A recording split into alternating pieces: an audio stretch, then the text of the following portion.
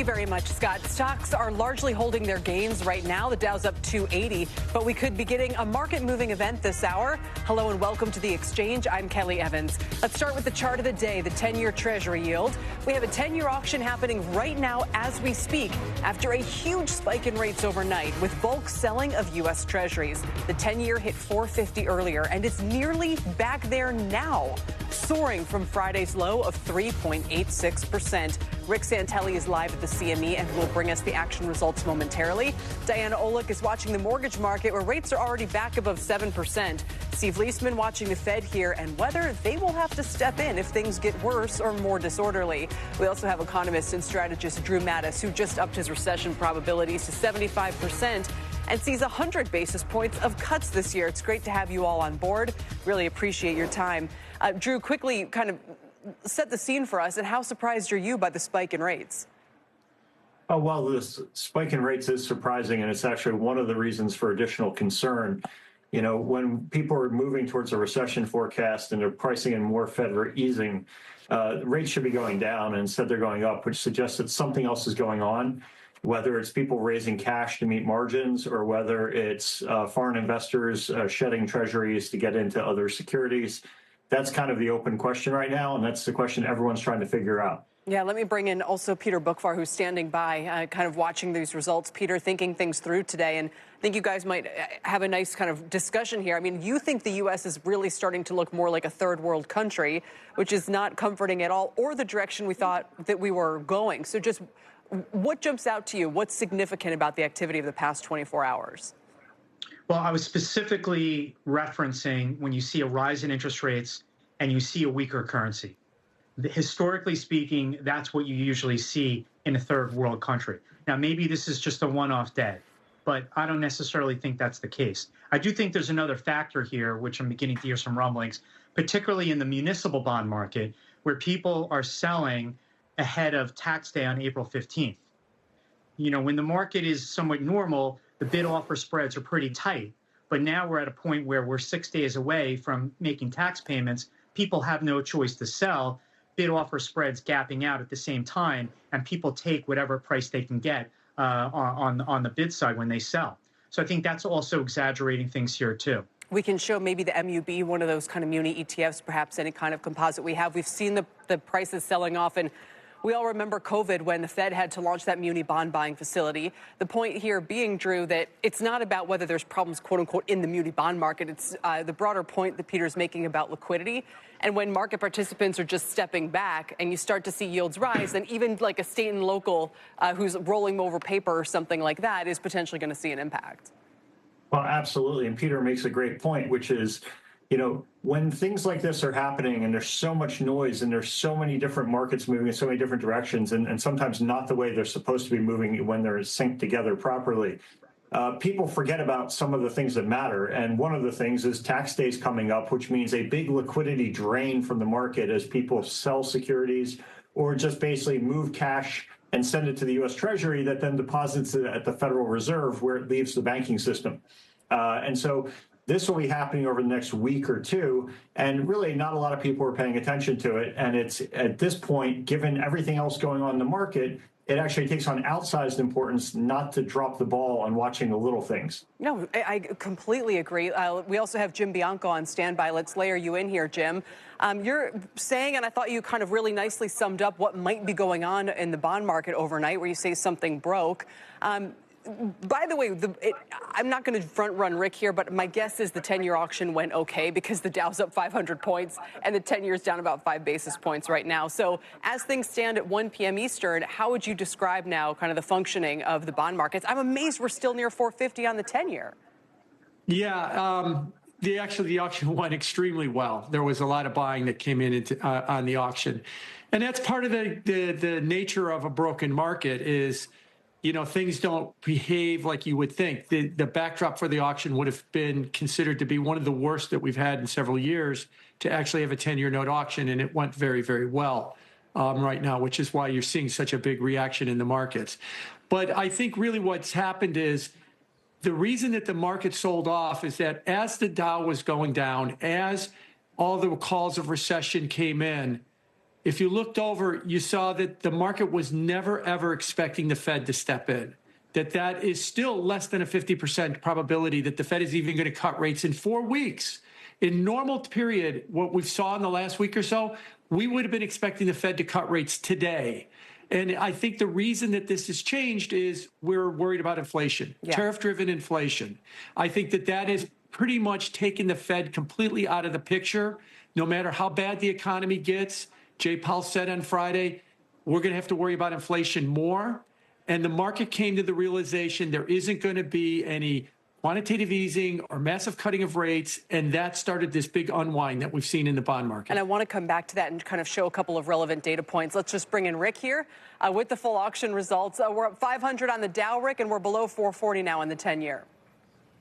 Yeah, first of all, I want to point out, and normally I don't make a big deal about this, but this is the second reopening of an issue. So it's a 9-year, 10-month. And about 4 weeks from today, we'll have a brand new 10. And the reason I bring this up is the existing issue is more of a shock absorber to anything out of the ordinary than a normal primary first-time offering. Now, having said that, this was a stellar auction, a solid A. The when-issued market was trading about 3 basis points higher than the auction went off, and the yield at the auction is 4.435. So we stopped through like 3 basis points. That's aggressive pricing. Part of that, of course, is the wild ranges that we've had, low to high, what we were doing overnight. But an even bigger issue may be that maybe there are some investors that are keeping a level head, that are using the big moves to yields to the upside, price to the downside as a sort of concession,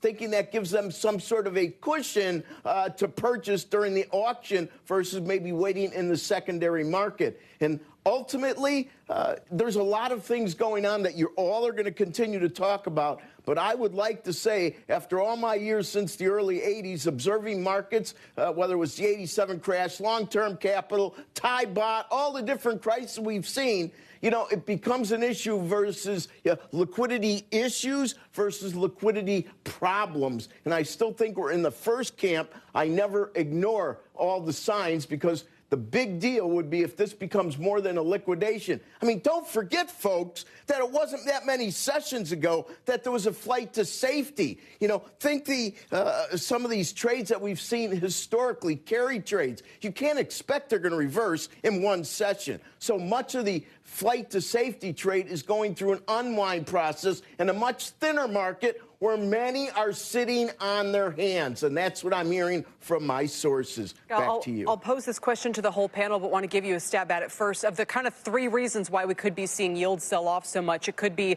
the Chinese are actively doing it, dumping treasuries, trying to make a point. Could be inflation, which Jim was just starting to talk about, or it could be kind of financial firms caught on the wrong side of this and effectively blowing up and having to reposition. What are you hearing is the reason for this major sell-off?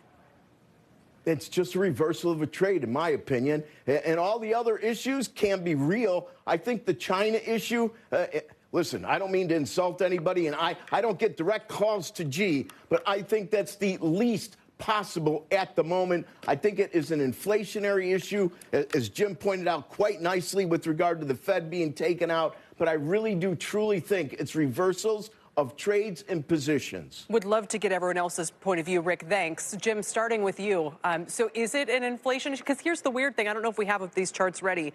If you look at 5-year, 10-year break even, like the 10-year tips have backed up, but it kind of makes sense because all 10-year yields have backed up. So there's some inflation pricing there. There's not a lot more that's showing up in the break evens. There's the 5-year. I mean, you'd have to squint real close to see that last wiggle up there on the screen. Take a look at the 2-year break even. It's going straight up because of tariffs. It's tariff-driven inflation is what we're talking about. We're talking about CPI going up. So why is the curve steepening, though? And I'm sympathetic to this point, but why is the curve steepening? The 2-year yield then is maybe whatever. It's the 10-year where we're seeing all the impact. Yeah, the 10-year yield's going up because of this tariff-driven inflation. And it goes to what Rick said, that the expectation in the marketplace was that in a period of economic weakness, the Fed steps in and cuts rates aggressively. Now, in a period of economic weakness, the Fed has to weigh the potential of cutting rates in the face of higher CPI inflation. and they're saying that they're not going to do it, and the market is not expecting them to do it. So there is going to be no Fed relief, and I think that's pushing us for this reversal of trades. All these trades were on under an assumption: the economy's going to weaken, we're going to have a recession, Fed's going to step in and cut.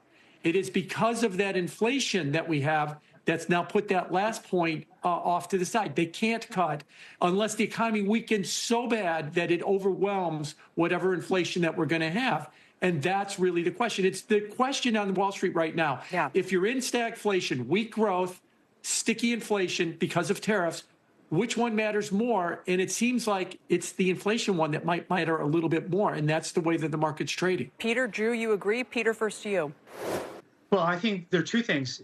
We also saw gilt yields in the 10-year go up by 15 basis points. We saw big sell-offs in bonds in Australia. Outside of the bunds, which actually were a safety trade today, yields across the rest of Europe are also higher too. I mean, to me, you have two players right now in the Treasury market. One that wants to buy Treasuries because they're worried we're going into a recession and tariffs are going to clinch that. And then you have those that want to sell because of all the other factors we talked about: foreigners selling, weaker dollar, inflation, and so on. This is where the line is now being drawn here on this good Treasury auction. It seems that this 440 level is a line in the sand. It just is crazy to me, Peter. I mean, 390 seemed to make more sense in an economy that was slowing down, right? Even with near-term inflationary pressures, do you think U.S. households should step in and be buyers here? We are buying the shorter end of the curve. I don't see any reason to take much duration risk right now. And I've been saying that for the last couple of years. I think we're in a bond bear market. This is the unwind of negative interest rates, zero interest rates, and QE. Just look at the Japanese bond market. Look at the European bond market. Yields are higher. Sovereign bond yields are a different game here. They're not the same flight to safety as they were pre-COVID. And Drew, this is where I think your perspective gets really interesting, because we're hearing about inflation and all of this stickiness, but you're still expecting the Fed to do maybe a full point of cuts this year. Yes, a full point of cuts, but bear in mind, they're going to be well lagged, and they're going to be in response to what we expect will be a deterioration in the labor market.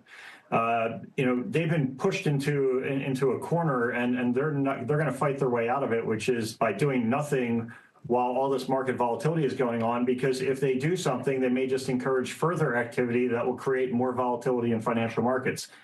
We actually don't think this is an inflation story in the back end of the curve. I do know, tariffs are going to push prices up, but they're going to push them up for a year. So for the 10-year note, 1 year of the 10 is going to have higher inflation, and then the rest of it's probably going to have weaker growth. I think there's probably, truth to all there's some portions of truth to all of it. If you look at the other countries that are selling off today, it's the U.S., the U.K., Australia, New Zealand, and Canada. Those countries are pretty close geopolitical allies. It's not it's a little odd that they're all selling off at the same time when you have countries that are Europe, the Europe bloc that are actually doing fine. You would expect it to be a more widespread sell-off globally, and it's just not. Or you'd expect it to be concentrated in the U.S., and it's not. I'm not sure it's the inflation story. I'm not sure it's foreigners selling. There's probably some of all of it happening. Right. At the end of the day, though, the Fed is just going to sit back and watch this all until the unemployment rate moves in a way that when they cut rates, they can claim it was not driven by political reasons. Well, and that's exactly it. I want to get to Steve and Diana here, but Drew, before you go, you were writing like a month ago that you expected the Fed to restart QE before the end of the year, and that was for some technical reasons. So whether it's technical reasons or what's going on in the bond market, is this almost a foregone conclusion at this point, or would this just be pouring gasoline on a fire? Yeah, so it's not really restarting QE. It's just going back to normal. The balance sheet used to grow over time. And what we're going to see some point in the near future is they're going to stop letting treasuries roll off. They're going to replace the MBS, the mortgage-backed securities that are rolling off, with treasuries. And that's a modest curve steepener. All right. Just want to bring Steve in on this point, Steve, just to kind of bring this to a head, what you expect the Fed will or won't do about all of these situations. Well, it depends on the answer to the question you asked the panelists here. What I would say is this, Kelly, and I think you know this, that markets don't reach new equilibriums overnight, but shocks can push it more quickly towards that new equilibrium. The Fed can come in. First of all, the Fed's going to tell the market that they have a whole bunch of liquidity facilities out there. if necessary. Right now, what we're hearing is that there is no severe dislocation like you had in the pandemic or the great financial crisis that would require the Fed to come in and do a special operation or any kind of liquidity injections here. I do not believe, I think it was Jim who was saying this, the Fed comes in with rates anytime soon because it has to get the, it has to let the market clear when it comes to the inflation story here. The more interesting question I have, Kelly, that I can't answer is, are we on the way to some kind of new equilibrium here? It is of interest to people. The dollar is weakening. Bonds are rising at a time when you would expect to see a flight to safety. Is there a broader questioning of the soundness or the safety of U.S. assets in the new tariff regime and with this new leadership we have in the United States? There are questions being asked about that. There's questions being asked about, well, who's going to be the better buyer of treasuries? Not retaliation from China, but it just follows that if China and Japan don't have the dollar flow to buy our treasuries, they don't have the dollars to buy them. So who's going to step in and be those buyers for the treasuries at a time when we have rising deficits, maybe even rising more if the economy slows down? So there are substantial questions longer term, but I'm also hearing what Rick is hearing. You have trades going on. For example, a move into safer assets. Taking cash from safe assets, some margin calls out there. So those are the kinds of things that we're hearing. Capital Economics wrote a nice piece on this. Concern about U.S. fiscal policy. Trump, as far as everybody can tell, is not going to be reducing the deficit. And then, of course, as you guys have been discussing, the uncertainty about China, not from retaliation, but how does it act amid a world of permanently lower dollar flows into the Chinese treasury that then are not recycled back into the United States? All right, Jim Bianco, I'll just give you a quick final word here. You want to react to what Steve just laid out there?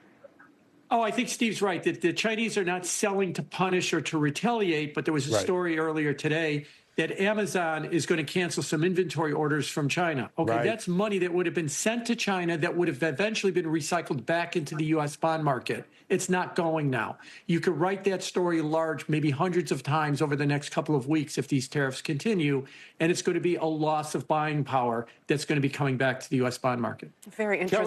Kelly, if somebody could tell the president about the capital account, the other side of the trade deficit, we might be in a better position here, but they don't seem to understand that when we have a trade deficit, it comes back to the U.S. It's the greatest deal going, but we apparently don't want that deal. We want a better deal. But the only thing I would say to that is, and maybe, Peter, I'll ask you this question, maybe I already asked you this question, if the lack of foreign buying is making Treasury yields kind of higher than they otherwise should be, then couldn't U.S. financial players step in and benefit from that arbitrage trade, right? In other words, then if I can get 450 on a 10-year, why don't I just sit back and do that if other people are forced sellers because of these global trade changes?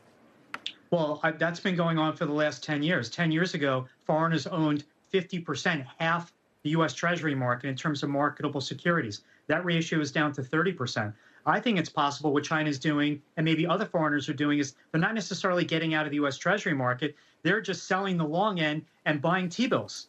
They're essentially doing their own Operation Twist. But Kelly, sorry, we have to continue. Maybe Drew has a thought on this, but let me just make this point. By definition, we consume more than we save, which means we need foreign dollars to plug our holes when it comes to deficits. So we need to have that foreign money. Now, we can try to bring down our deficits. We can try to increase our savings and reduce our consumption. But I think there's still going to be a hole to fill for foreigners. Peter, wouldn't you say that's the tightrope they're trying to walk, is to make all those adjustments at the same time? Yes, we're being thrown everything all at once. Right. And if it works out, great. And nobody knows. And so we're watching it in real time. And if not, not. Gentlemen, thanks. Really appreciate you all joining this hour to try to unpack all of these extraordinary moves. The Dow is off.